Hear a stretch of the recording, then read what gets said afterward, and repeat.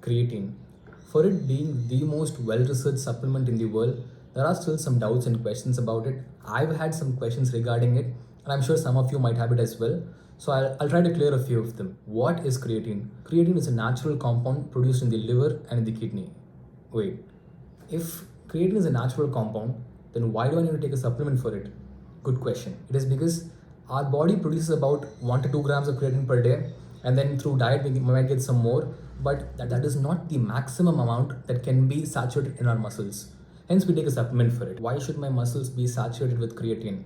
Another good question. I'm sure you've heard of this molecule called ATP. If you haven't, ATP or adenosine triphosphate is the energy currency of the cell, and it is used to produce energy while contraction of the muscles, especially during working out. This ATP, when it produces energy, it gets converted into ADP. ATP to ADP. This ADP has to again convert back into ATP to again produce energy to again work out. You get it. This is why creatine plays a role and helps converting ADP back into ATP, effectively letting you work out longer and harder. How much more can I saturate my muscles using creatine? Well, about 10 to 40% more saturation can be achieved with a supplement of creatine. You may have another question. Why can't I just get it through my diet? The thing is, to get about 5 grams of creatine, you'll have to consume about 1 kg of meat, which is not sustainable, and frankly, I don't think it is possible every single day. Alright, now who should consume creatine? Anybody in the fitness space can consume creatine unless they have any pre-existing kidney disease, which I will elaborate on. How do I consume creatine?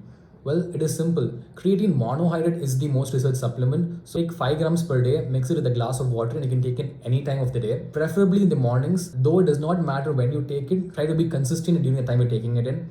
Some people prefer to do a loading phase wherein they consume about 20 grams per day for the first 5 days, following which they consume 5 grams per day. Nowadays, it is advised to just start off with 5 grams per day and continue as long as you require it. Now, a very important question. Does creatine increase strength?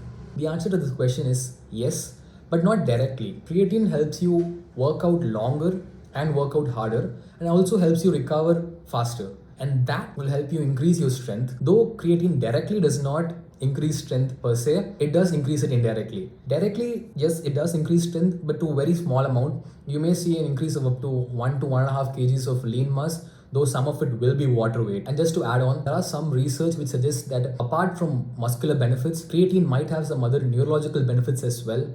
Though this is seen in higher dosages of 10 grams to 20 grams per day. For example, when you're heavily sleep deprived, a morning dose of creatine might help you perform better. Now, coming to the most important question, what are the side effects of creatine? I'm sure you've heard of hundreds of side effects of creatine. The most commonly seen is gastrointestinal disturbances. Primarily, diarrhea is seen.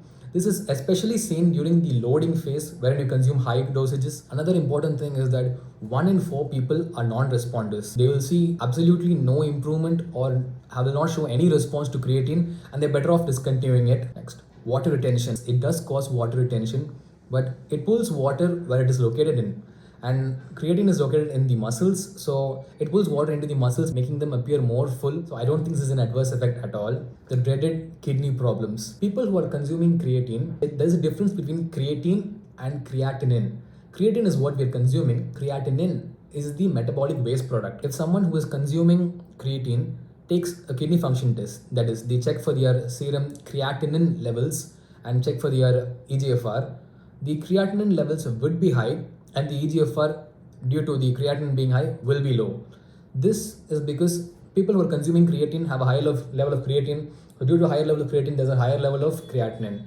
This might confuse some people, since a higher creatinine level is almost always invariably related to kidney disease. If you have a doubt regarding this, you may stop consuming creatine for a couple of weeks and get your blood work done again. And if there is still a persistence of higher levels of creatinine, you might have to do some further investigations. But creatine does not cause kidney diseases.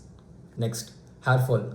Though creatine has been shown to increase serum dihydrotestosterone, and increased levels of serum dihydrotestosterone is linked to hair fall, but as of now, due to the preliminary research, we can assume that creatine might cause some hair fall. Finally, what happens if I stop creatine? Will I lose all my gains? Creatine basically gave you a boost. It helped you work out longer and harder. It was you who worked out and gained those muscles. So no, you will not lose your gains. When your body loses creatine, you might feel less full, that is water leaving the body, and you might feel a little sore after your workouts. You might take a little longer to recover, but definitely you will not lose your gains. So don't worry about that. There is no reason to stop creatine or to cycle on and off creatine. It does not play any role, and long-term consumption of creatine has not shown much adverse effects, though new research is still coming in. I hope I answered at least any one of your questions, and if you have any more, you can ask them in the comments below, and I'll try my best to answer them.